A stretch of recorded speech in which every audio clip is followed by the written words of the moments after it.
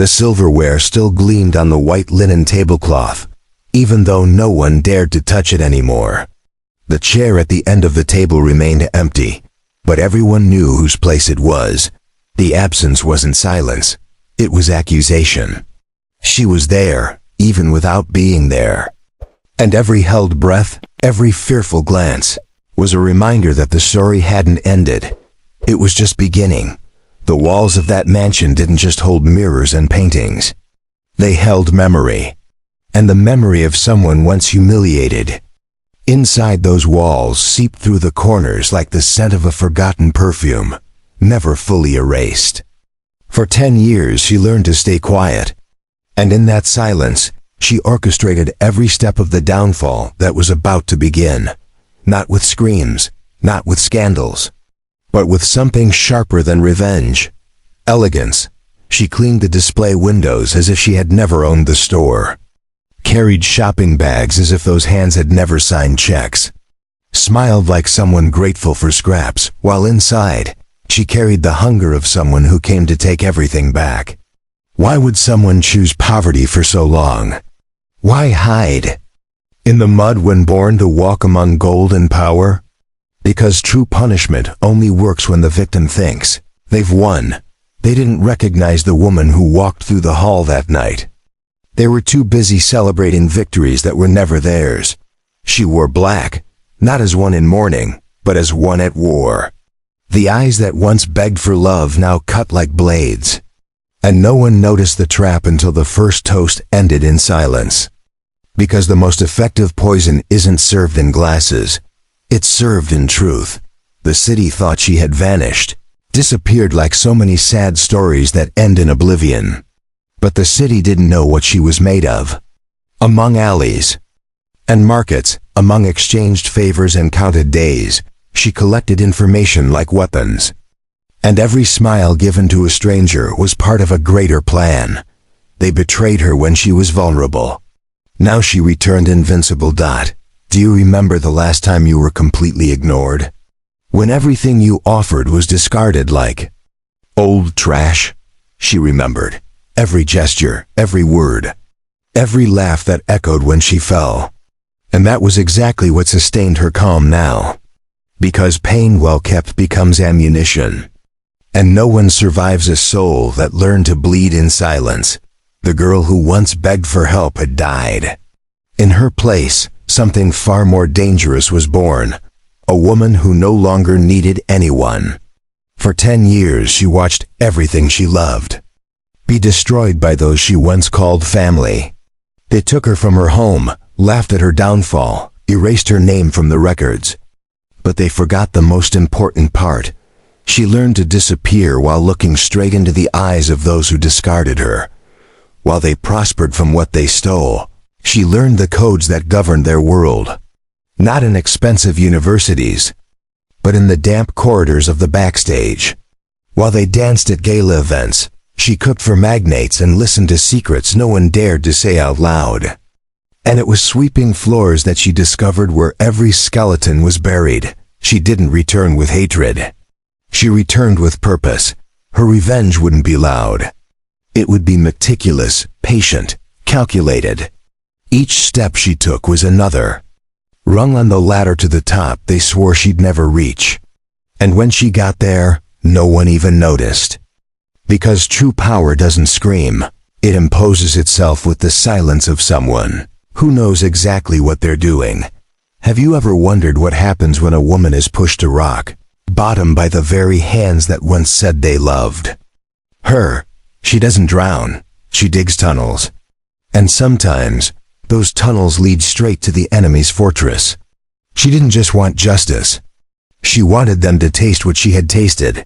The flavor of losing everything, the newspapers said. She had run away. But no one would run so close. She had been there all along. Changing names, changing faces, learning accents, manners, disguises. And each new version of herself was a preparation for the finale that only she knew. They taught her how to manipulate. And now, they were trapped in the very snare they had built. The man who broke her heart was now the same who reached out to her new company. unaware that it was hers. The brother who signed her expulsion now sought sponsorship for a noble cause, without imagining who was funding the event, and the woman who laughed at her pain now lived under a roof paid for by her, thanking heaven for a miracle with no name. Life doesn't return everything in the same coin. Sometimes it returns with interest. And the interest of silence is steep. They didn't recognize her, and that's exactly how she won. Because the most painful thing isn't being destroyed by an enemy. It's being destroyed by someone you think is just a shadow, but who has already become the total eclipse. She didn't need to shout truths. She only needed to expose lies. And each one surfaced with the same grace as someone serving dessert at banquets, sweet, elegant, and absolutely fatal. That's how she dealt with pain now, turning it into a weapon. And every well-used weapon starts with a smile. The richest man in the city greeted her without knowing who she was. His daughter complimented the dress, unaware that the fabric had been sewn by hands that once begged for leftovers at the back door of their mansion. Life has ironies that not even time can erase. And she now owned the clock. If someone had listened to her that afternoon, if someone had reached out when she cried, unable to explain herself, maybe everything would be different. But no one listened. And now, the world would hear her without her needing to say a single word. She learned that true strength isn't in bringing others down. It's in rising with such dignity that those who laughed at you can no longer lift their eyes. They'd feel shame without even knowing why. Because there's something in the presence of someone who triumphed silently that makes the oppressor lower their head. While she served coffee in receptions, she studied every face, every contract, every hidden interest, every client who underestimated. Her appearance was, in fact, giving her another piece of the puzzle. And when the last piece fit, she had everything she needed, not to attack, but to take what was rightfully hers, and much more. She reappeared as a silent partner. Bought shares through false names, funded companies through frontmen, built a network that supplied the businesses of the very people who once said she wasn't even fit to tend their garden. Now every flower in that garden bloomed watered by her silent victory. Have you ever thought about how it feels to see someone reach out for help without knowing they're asking it from the very person they destroyed years ago? She knew, and she didn't feel pleasure in it. She felt justice, because pleasure fades, but justice endures. And that had become her new religion. She didn't want pity. She wanted respect. And she earned it in the most cruel and pure way possible, by making her own enemies depend on her to survive. When the mask fell, no one had the strength to ask for forgiveness. They were too busy trying to understand how they let the fall come from within. At that table, everyone toasted the future. But it was the past serving the dishes. And in that banquet of illusions, she was the only one who knew the real menu. They would eat exactly what they once offered her: contempt, humiliation, abandonment. But with one difference. Now, everything was served on fine porcelain. Did she forgive? Maybe, but only after every piece of the game was in the right place. And even her forgiveness came with the coldness of someone who never forgot. Because forgetting would mean giving up the meticulous construction that took a decade. And she would never give herself up again. Her name began to be whispered again. In social circles, but not as gossip. As mystery. Who was that woman who seemed to know everything about everyone, yet no one knew where she came from? Who was the new financier of the city's most exclusive events? Who was the silent lady who appeared and vanished like smoke, leaving traces of power wherever she passed? She was the secret itself, the answer itself, and the sentence itself. The first time she entered that company, it wasn't as a distinguished guest or an anonymous investor. It was as a cleaning assistant, wearing a worn uniform, battered white sneakers, and a badge with a false name. No one even lifted their eyes. And she liked that. Because there, in that humiliating anonymity, she saw everything. Every face, every fake laugh, every look of disdain. It was like returning to the crime scene, but this time as the director of the show. The elevator took her to the top floor where the high-level meetings took place. That was where the elite decided fates with a single click. It was while serving coffee that she saw the man who had once promised to protect her, and instead signed the eviction order for the house she grew up in. He looked older, with wrinkles, of success and a belly of power. But his gaze remained the same, arrogant, cold, blinded by greed. She listened to conversations like someone stitching together truths. Every joke they made about the employees, every comment about shady projects, every confession that slipped between sips of whiskey became a weapon. And when everyone left, she cleaned the cups, but kept the information. Nothing went down the drain, not the dirt, not the secrets. For months, she became invisible. Passed unnoticed through the hallways, carrying folders, picking up trash, cleaning printers. But inside her, every gesture was memory. Every meeting witnessed was another piece of the puzzle. And no one imagined that the woman with soap-covered hands already knew every scheme of that board. Long before they did that, it was in the cafeteria that she saw the woman who had once been her best friend and was now a project manager. The same one who falsely accused her of theft to climb the career ladder. The same one who testified against her in the inheritance case, claiming she was unstable, unbalanced, incapable. Now she was there, eating organic salad and laughing loudly. As if the past had left scars on no one else but her. She served water. Got close enough to smell the same perfume from before, the same tone of voice, the same hypocrisy. And when the woman asked her name, she answered with a smile just as fake as the compliments she once heard from her. Not a word of recognition. Not a single suspicion. That was enough to know she was on the right track.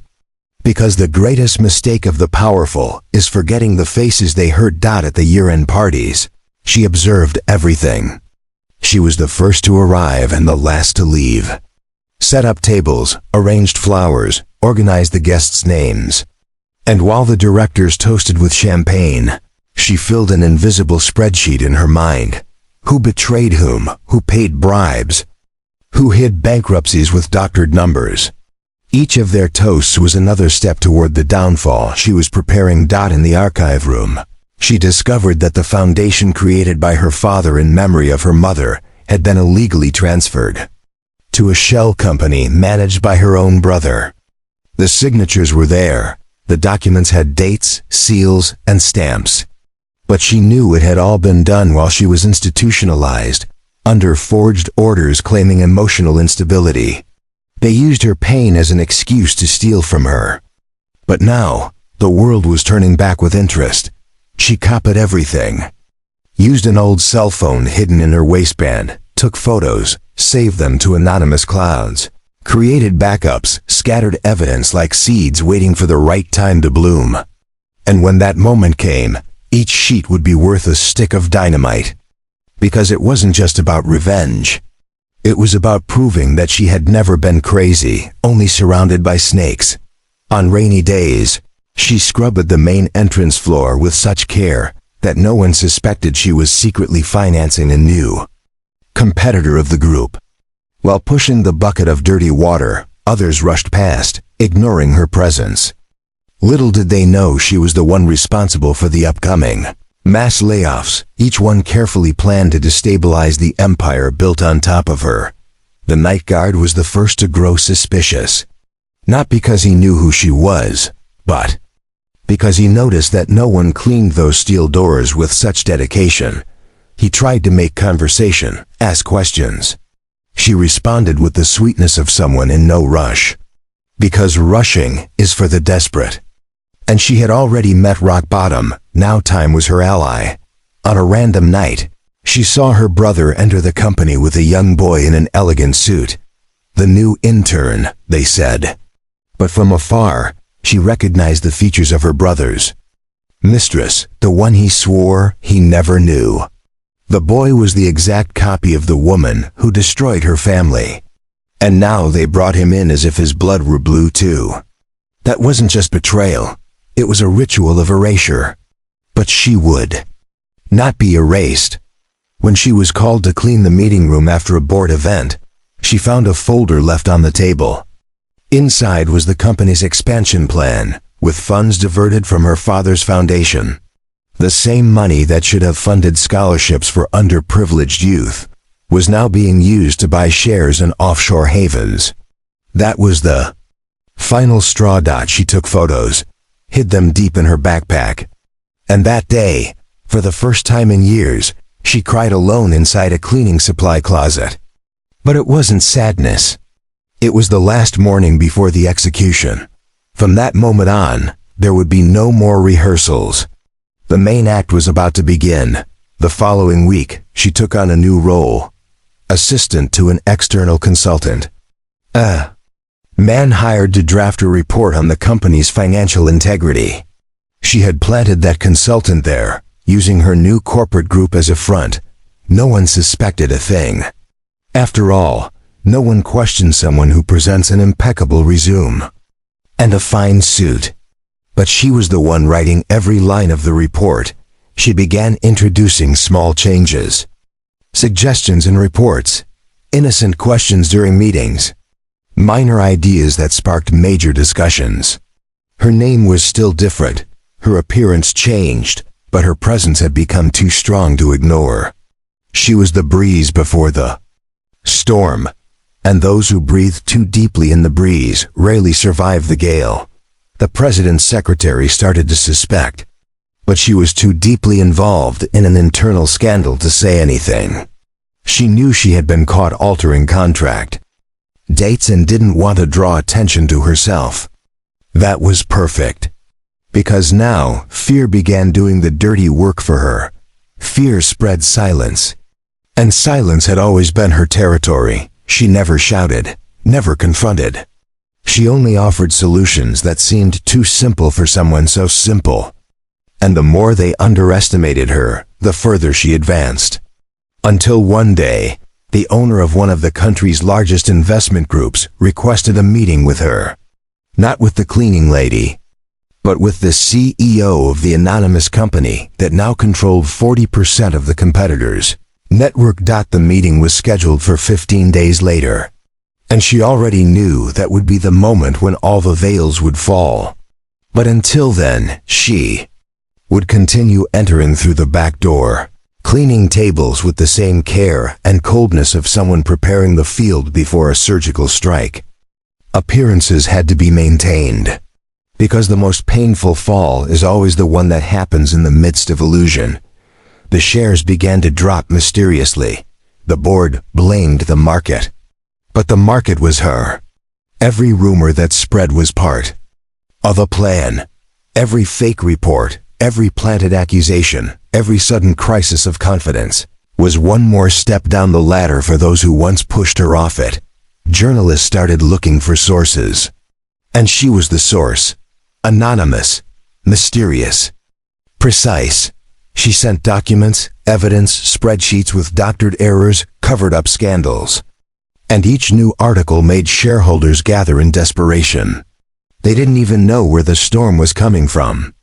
They were only trying to save their own names, unaware that hers was about to dominate the headlines, while others were falling. She was rising, not as a loud avenger, but as the architect of her own justice. And when the press finally published the name of the mysterious company, buying all the competitors, her former enemies trembled. But they still didn't know that behind that foreign name was the face they had erased from the family portrait. On the morning of the meeting, the building looked the same. Elevators went up and down, employees moved around as usual, and the directors, as always, gathered on the top floor to devise damage control strategies. But behind the routine, a different, almost imperceptible tension lingered. It was as if the air had thickened, as if time itself knew something was about to happen and chose to slow down out of respect for what was coming. She observed everything, like someone contemplating her own masterpiece about to be unveiled. She arrived early, wearing her old uniform, hair tied back and silent steps. No one noticed that the woman with the serene expression was the same one now signing contracts with international investors. She walked among the desks as if still invisible, but inside, each step echoed with the force of a revolution. While the suited executives trembled before the red graphs on their screens, she smiled discreetly. The collapse had begun, and she was the invisible thread pulling every loose screw from that corrupted structure. The meeting room was crowded. Board members anxiously awaited the arrival of the mysterious investor. Some whispered, others shuffled papers in search of salvation. The company president, once confident, now sweated nervously, suspicious of everyone around him. He was the one who had ordered her institutionalization, claiming she was dangerous, emotionally unstable. He was the one who disinherited her, erasing her name from all records.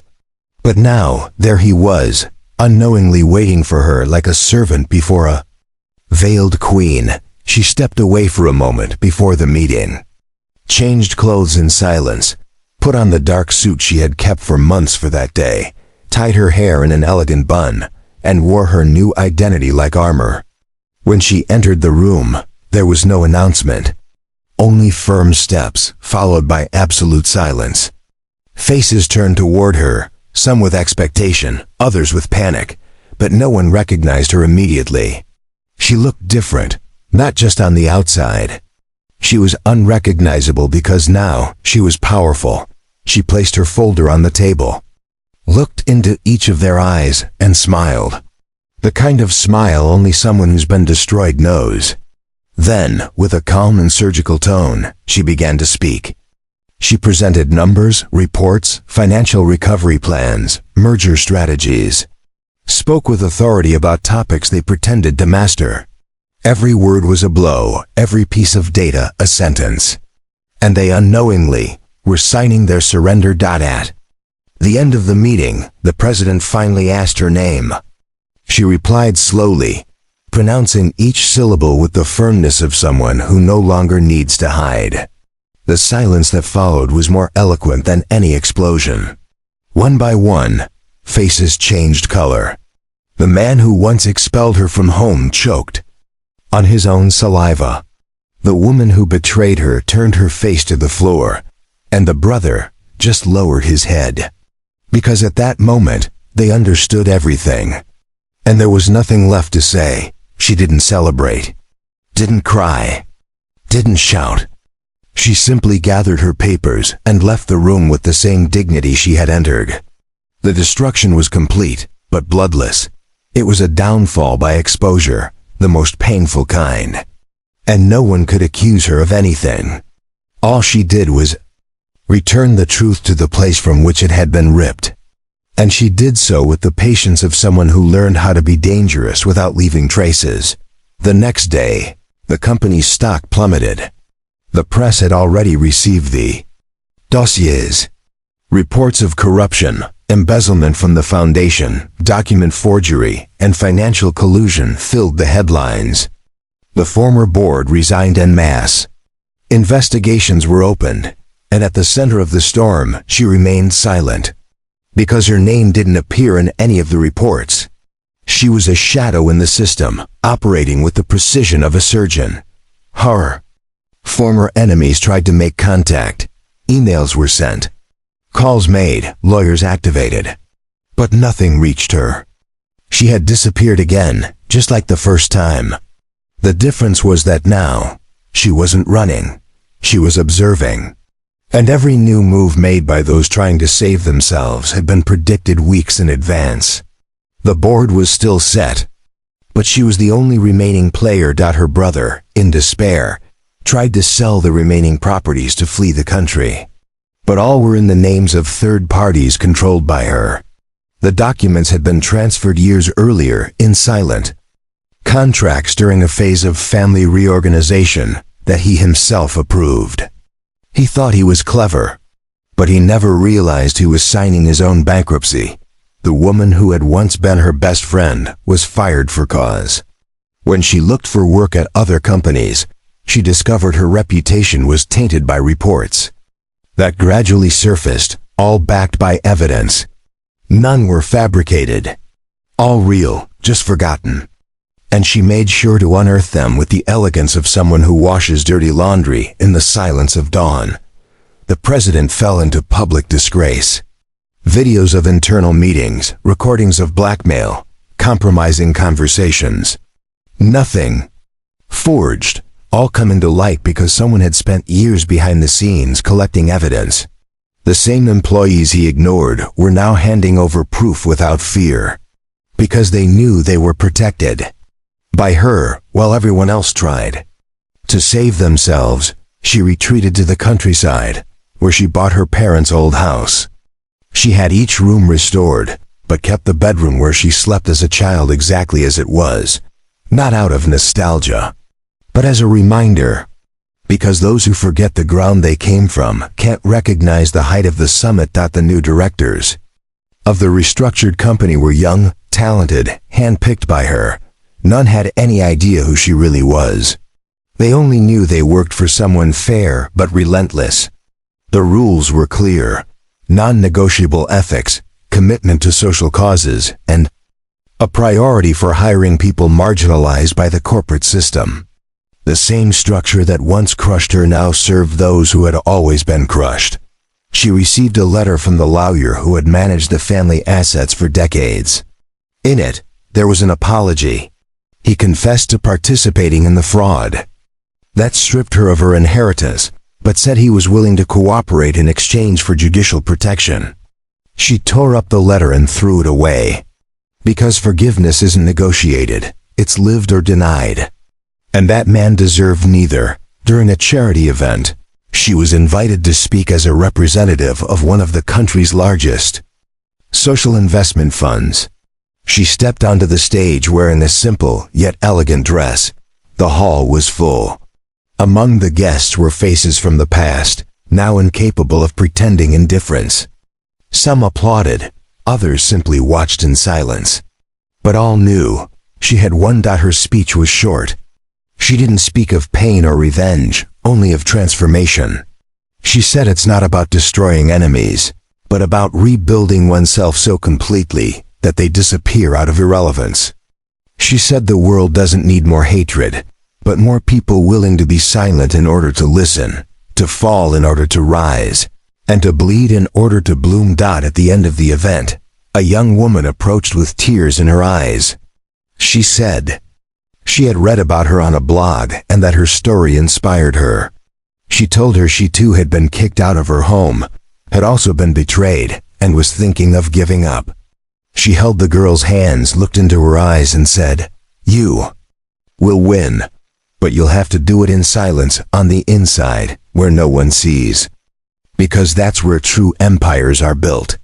The words became a seed. The girl smiled as if she had received an invisible armor. And in that moment, she understood that her mission was no longer just to destroy what hurt her. It was to protect those who still didn't have the strength to fight. And that new war, quieter and nobler, was the only one truly worth fighting. The newspapers no longer spoke of her. The headlines faded. The gossip stopped. And that was exactly how she wanted it, because fame is noise. Power is silence.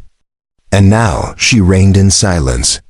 Not like someone who shouts orders, but like someone whose absence makes more noise than the presence of others. On the nights she returned home, she paused for minutes before the lit fireplace, staring at the flames like someone contemplating scars. She didn't regret anything, but she understood that to win as she had to die many times. And dying while alive is a process no one teaches. Only those who survive understand.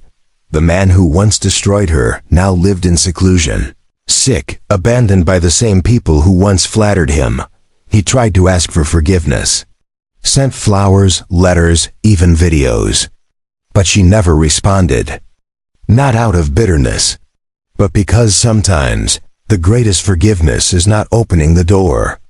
It's letting time teach what words cannot. In the town where she grew up, there was now a school bearing her mother's name. Fully funded by her, no plaque bore her face. No statue honored her story. Because the legacy she wanted to leave wasn't about her. It was about restoring dignity to those who never had it. And that was her true victory. In the silence of her new life, she found peace, but not a peace of surrender. A peace built from pieces of herself, glued together with patience and courage.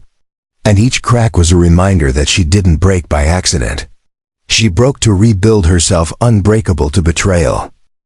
For a long time, she believed that revenge would be the peak of her journey, that the moment her tormentors fell would be enough to heal everything that had bled inside her. But over time, she realized that the emptiness left after their downfall wasn't relief, it was silence. A kind of silence that screams for a new purpose. Because justice can bring peace to the conscience, but not necessarily healing to the heart. And it was in that silence that she began to rebuild herself, not as a victim, nor as an avenger, but as a whole woman.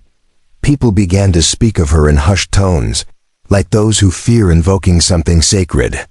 She was called enigmatic, powerful, cold, but no one knew what she did with her own silence. No one saw the days when, alone atop a mirrored building, she looked out at the city that had swallowed her and then spat her out, trying to understand how a wounded heart can keep beating to the rhythm of leadership. She had no ready answers, but she carried one certainty: she would not bow. Not after learning how to govern her own chaos. Her circle of contacts was small, selective, and almost invisible. Not out of arrogance, but out of an instinct for self-preservation. After being used by those she loved the most, she learned that affection is not something given without criteria. She built layers, walls, filters, and anyone who managed to cross those filters had to prove, without words, that they didn't carry poison hidden in their eyes. She was the kind of woman who listened more than she spoke, who tested loyalty with long silences and deep observations. And few survived that. One night, during a gala event in support of women entrepreneurs, she was approached by a young and bold journalist who wanted to interview her about overcoming adversity. She agreed but imposed one condition: no questions about the past. The journalist was surprised but agreed. During the interview, she spoke about business, ethics, and opportunity. But there was something between the lines that made it clear. Those words came from someone who knew the bottom of the well. It was impossible not to notice. The article was published under the title, "The Woman Who Leads Without Needing to Shout," and became a reference in several universities. Students began using her quotes in presentations. Entrepreneurs began citing her in lectures.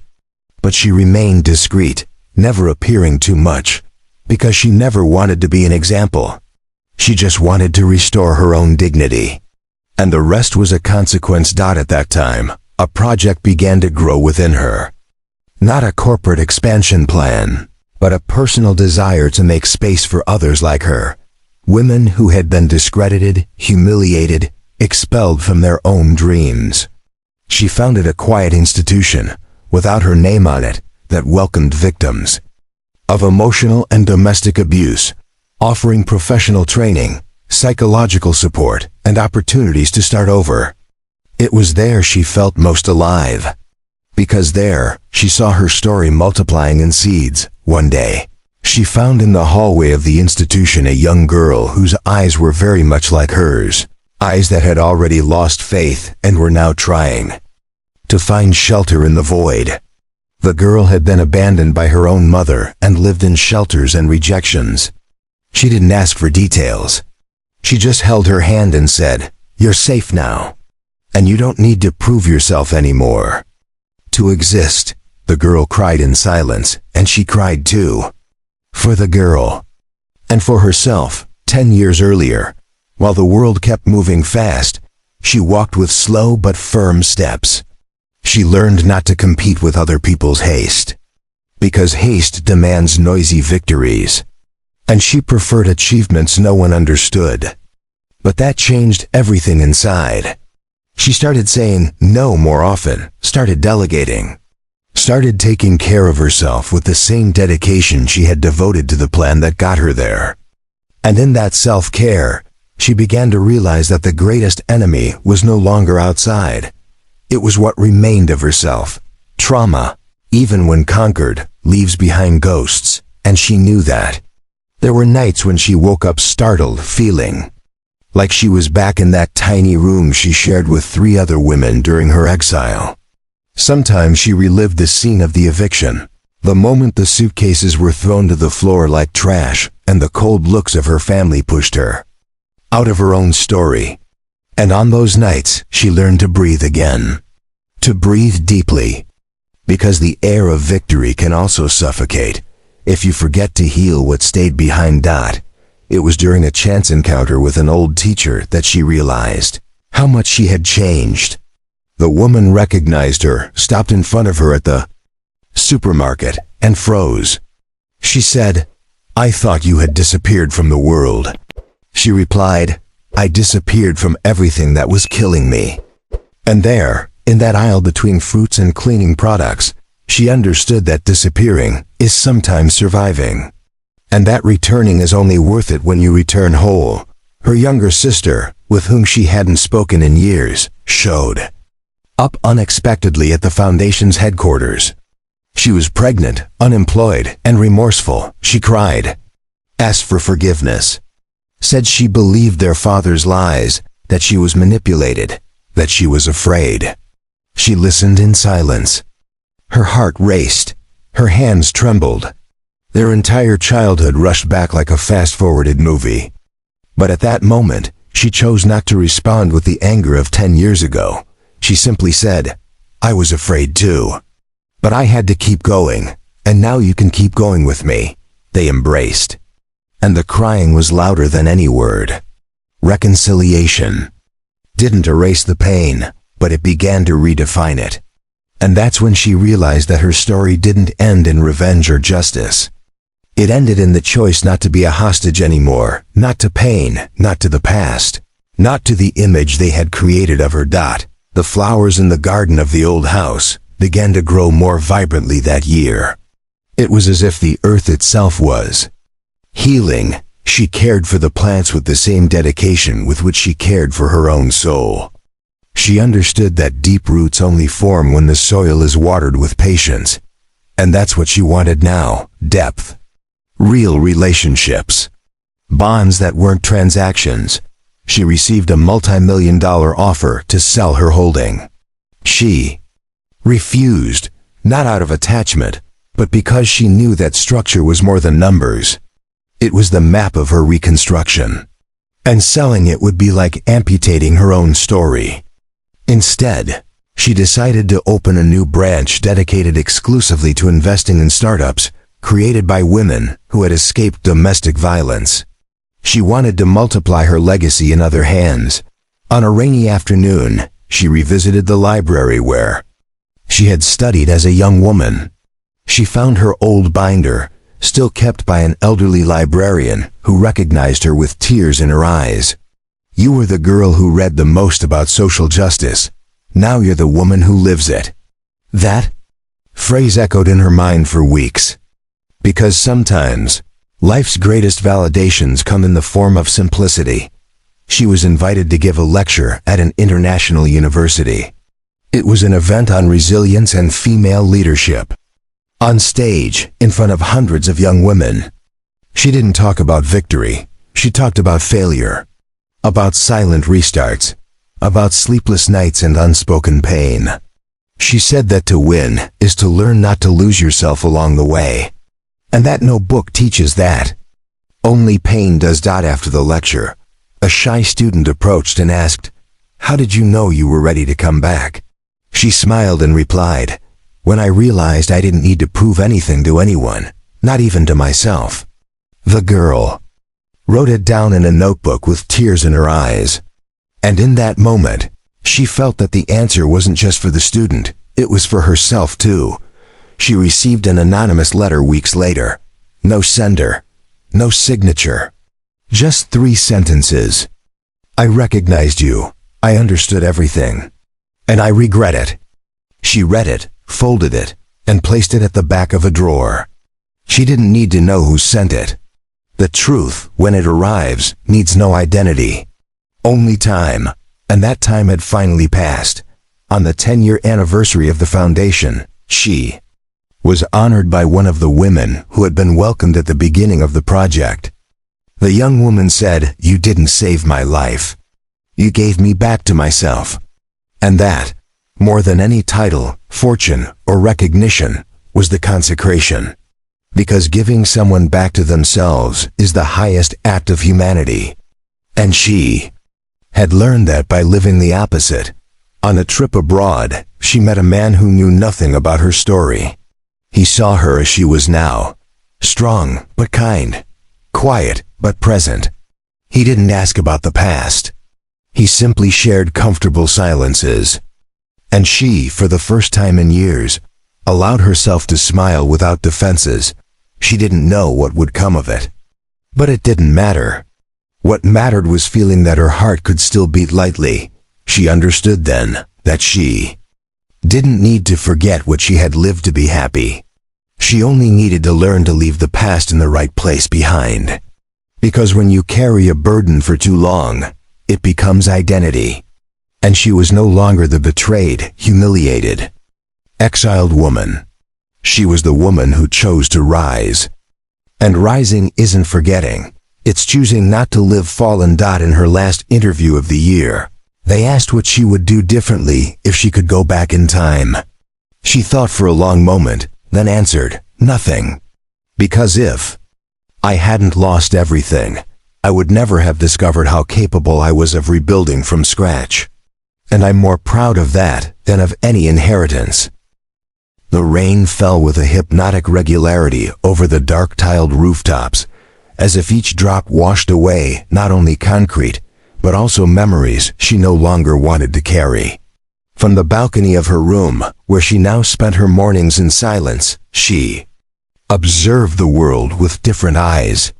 No longer with anger, nor with a desire for control, but with a serenity that only comes after the war. That was her new way of winning, not by dominating others, but by disarming herself. She used to imagine what she would do when she had everything back. She dreamed of sharp words, of definitive confrontations, of doors slamming in surprised faces. But now, with everything in her hands, she discovered that true triumph lies in no longer needing to prove anything. The revenge had been fulfilled. But what remained after it was the hardest to deal with. The silence that comes after. The newspapers no longer spoke of her. The scandals had cooled. The enemies had vanished from the headlines, but were still alive, living small lives, far from the ostentation they once flaunted over her wounds. And she let them be, without pursuit. Because she had learned that you don't reap peace by sowing vengeance. And that time punishes with more precision than any human plan. Her name was now respected in business circles. It was mentioned at conferences, used as a case study in resilience, revered by international leaders. But she avoided the spotlight. She preferred the backstage, where she could act without masks or rehearsed speeches. The stage was never where she felt safe. Safety to her was being able to observe without being observed. She was invited to receive a social recognition award for her work with women in vulnerable situations. She walked onto the stage to applause, but her voice nearly faltered when she looked out into the auditorium and saw, in the last row, the aged gaze of her own father. He was thinner, his face worn by time and mistakes. He said nothing, just looked. And she looked back, not with anger, but with the certainty that the pain no longer belonged to her. At the end of the ceremony, he tried to approach. She didn't retreat. She listened to every word, even those spoken through sobs. He asked for forgiveness for believing lies, for allowing himself to be manipulated, for having cast her out without even hearing her. He said her absence had become a constant presence, that the house had gone silent since she left. And in the end, he asked if there was still time for new beginnings. She thought for a long moment, lightly touched his shoulder as one who acknowledges pain but doesn't commit to it. She simply said, "Time is yours now, use it well," and she walked away, without looking back, without carrying that pain inside herself again. It was the closest thing to forgiveness she could offer, and perhaps the most sincere of all. The following month, she traveled alone for the first time in years. No commitments, no security, no agenda. She passed through forgotten villages, small towns, and street markets. She spoke with simple people, listened to stories, shared smiles. It was like rediscovering the world without the weight of a name, of fame, of legacy. No one there knew who she was, and for the first time, that made her feel truly alive. During the trip, she met an old woman who sold artisanal bread by the roadside. They talked for hours. The woman said she'd been betrayed by her family, had raised her grandchildren alone, had few teeth but many truths. As they said goodbye, the woman held her hand and said, "Pain doesn't kill us, resentment does. Don't carry what no longer serves you." She smiled, moved, and knew that conversation would be more valuable than any award she'd ever received. Upon returning, she found her home exactly as she'd left it, silent, cozy, with the scent of jasmine in the air. But something in her had changed. The armor she carried inside was starting to fall away. She no longer needed to protect herself so fiercely. The ghosts had learned to quiet down. And she, finally, could walk through the house without fear of tripping over memories. She began painting, first as a hobby, then as catharsis. The canvases filled with abstract strokes, strong colors, incomplete forms. It was like putting on paper everything she had never been able to name. Her works quietly began attracting attention from galleries. But she didn't sign them. She used a pseudonym. She didn't want fame. She just wanted to empty her soul. A young investigative journalist managed to trace her true story. He asked for an exclusive interview, promised respect, sensitivity, ethics. She agreed on one condition, that the article focus more on what she built than what was destroyed. And so it was. The report became a lesson in ethics in universities. It wasn't sensationalist, it was human. And curiously, it sparked something she didn't expect, genuine admiration. Over time she started writing again. Small texts, scattered memories, reflections. She kept everything in hardcover notebooks. She wrote with no intention of publishing. It was like speaking softly to herself. But a publisher discovered the writings, became enchanted, and asked for permission to turn them into a book. She refused, then reconsidered, and finally accepted. The book was published under the title, Before Me, and it became an unexpected success. At the few discreet book signings, she met emotional people, grateful to see their own pain mirrored in words. One of them said, "Your book made me go back home." She smiled and replied, "I also had to find myself again, and I'm still on my way back." Because she knew that some returns lead to places we've never visited, but have always belonged to us. Her brother reappeared through lawyers. He wanted to negotiate a portion of an old piece of land that belonged to the family. She didn't respond. Not out of resentment, but because she knew he still hadn't understood the essential. She was no longer accessible through interest, only through truth. And until he was ready to offer that currency, the door would remain closed. Among the social projects she created, one stood out, the one that trained orphan girls for the tech job market. In less than 2 years, more than 200 had been hired by major companies. They called her aunt, mentor, savior. But she always replied the same way, "I only opened the door. You were the ones brave enough to walk in." During an international education event, she was invited to speak about empathetic leadership. She said something that went viral. True power isn't taking someone else's place. It's ensuring they have a place too. The phrase spread across the globe. But she didn't get carried away. She knew that words can be beautiful, but its actions that uphold the world. A former employee from the company where she started as a cleaner reappeared. He now owned a small restaurant chain and wanted to thank her for the help she gave him back then. He said one phrase she told him changed his life: "If you keep accepting crumbs, you'll never know the taste of a whole loaf." She didn't remember saying that, but she smiled, grateful to know that even the words we say unintentionally can plant revolutions. She began walking more slowly, not from fatigue, but by choice. She started to see beauty in cloudy mornings, in leaves falling without warning, in children running without direction. It was as if time had returned to her the right to contemplate.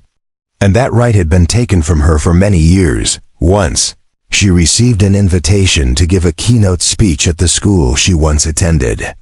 She returned to the same courtyard where one day, she cried alone after being humiliated by classmates who mocked her background.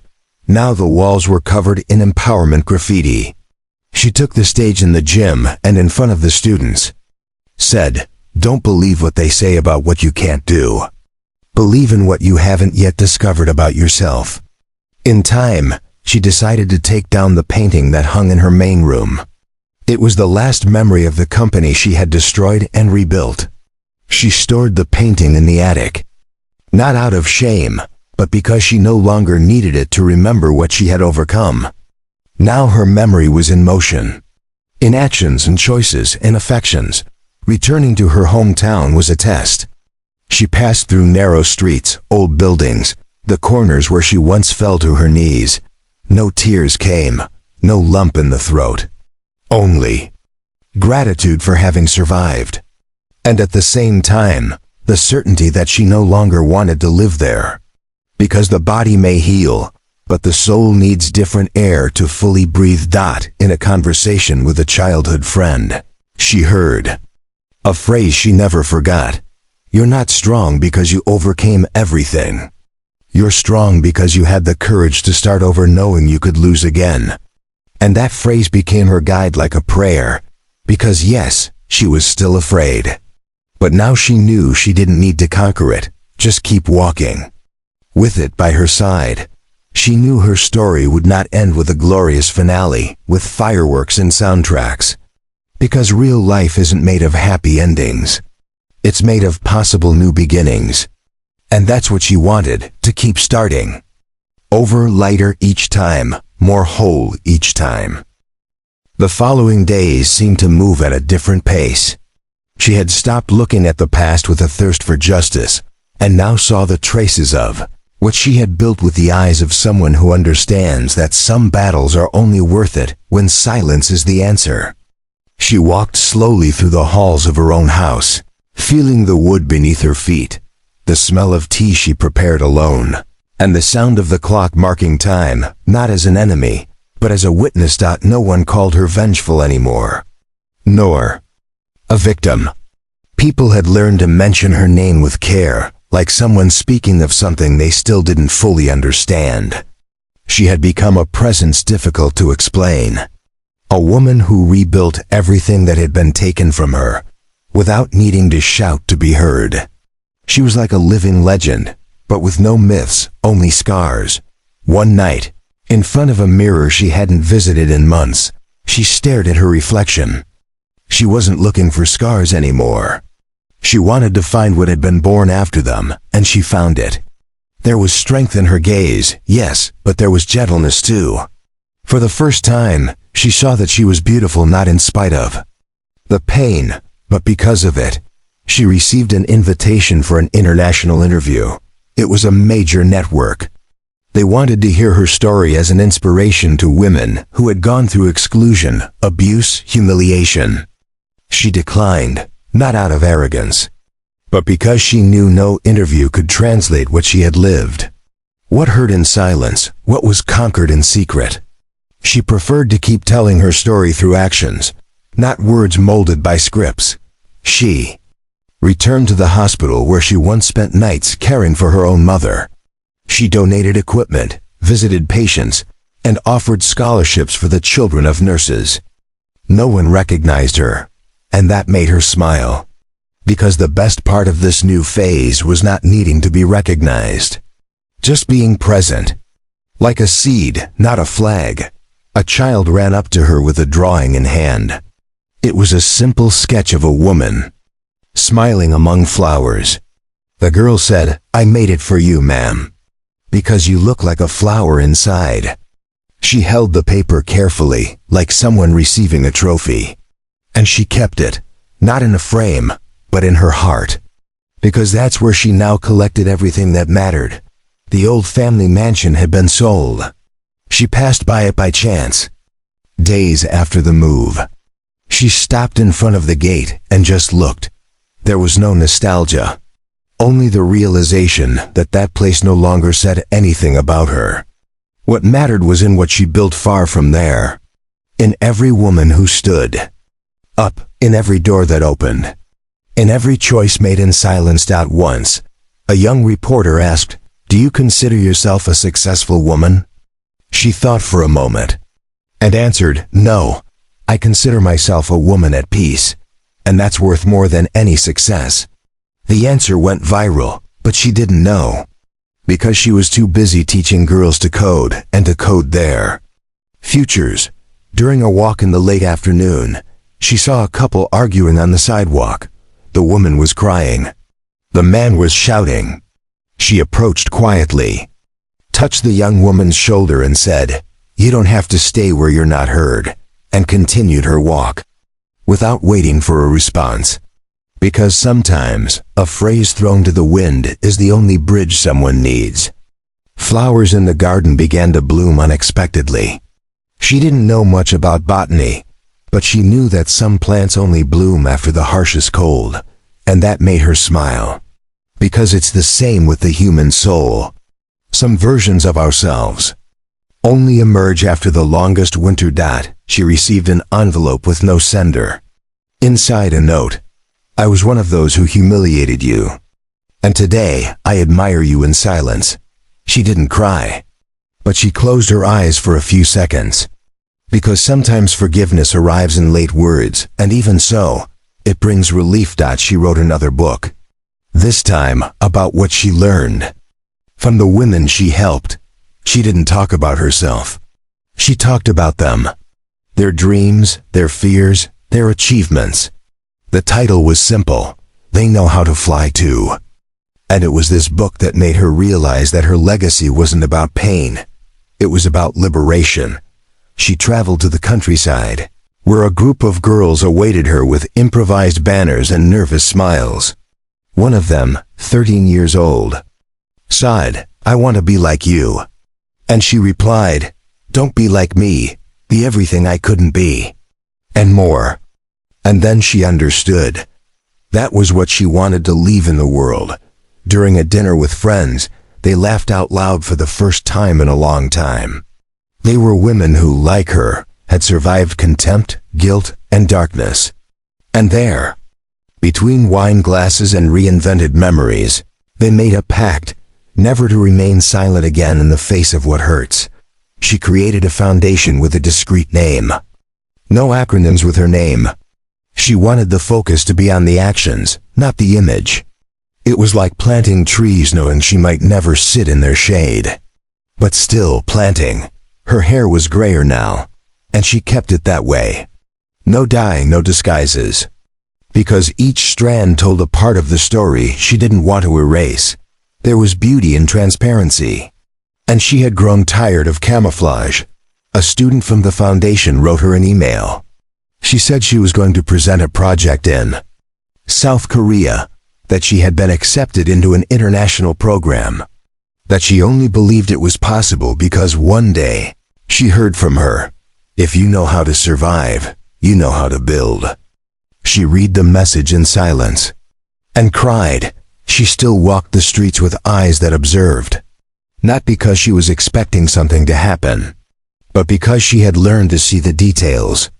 The woman who once wanted to scream her pain now whispered her presence in the world through almost invisible gestures.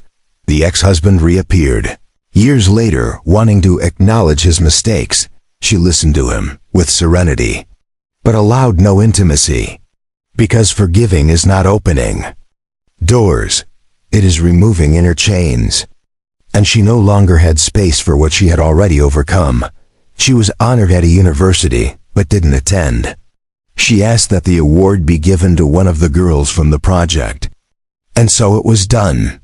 When she saw the photo of the girl holding the trophy, she felt that that image said more about her journey than any speech. She stopped trying to be an example and started being a presence. She didn't want to be admired.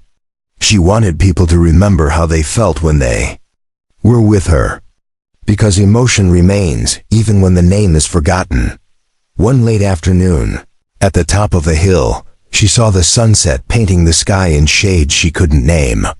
She thought about everything she had been through, about those who stayed, about those who left, and she gave thanks, not for having won, but for having continued.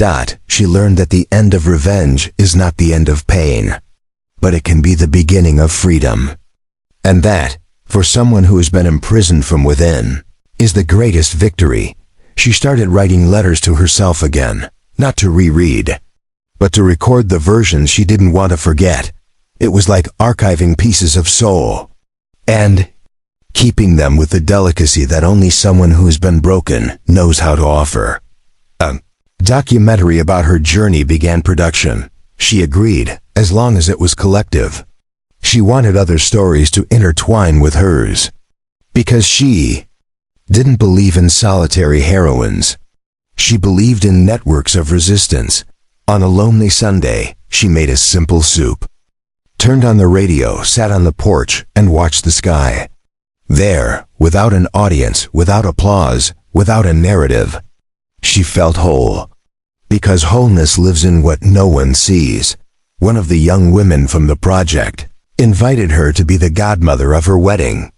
She went, discreetly as always, but cried during the ceremony, because in that moment, she saw the future she had helped build. A future where women no longer need to pretend to be weak to survive. And so she carried on.